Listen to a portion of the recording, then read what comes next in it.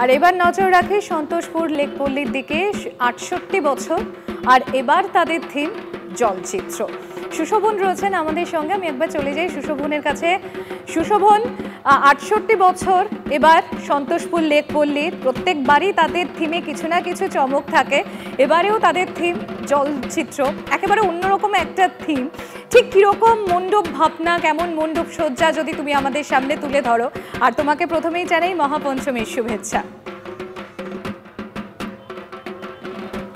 তোমাকেও মহাপঞ্চমীর শুভেচ্ছা। প্রথমে থিমটা দেখানোর চেষ্টা করব। থিমের নাম জলচিত্র। মূলত দেখো, কলকাতার যে সরকারি আর্ট কলেজ রয়েছে এখানেই কিন্তু এই জলচিত্র শুধুমাত্র রয়েছে, আর কোথাও নেই।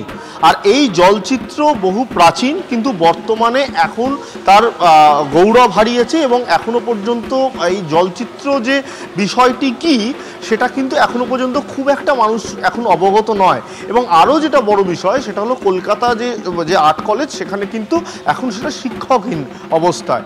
আর এইটাই সন্তোষপুর লেকপল্লী, যে জলচিত্র বিষয়টি কি এবং তার গৌরব হারালে আমরা কি কি হারাবো সেটাই কিন্তু এক জায়গায় একত্রে করে সেটা ফুটিয়ে তোলার চেষ্টা হয়েছে। এবং এই জলচিত্র তুমি দেখতে পাচ্ছ বিভিন্ন জায়গায় যে একবারে চিত্র, সেই চিত্র যে প্রদর্শনী এগুলো কিন্তু মূলত করা হয়েছে।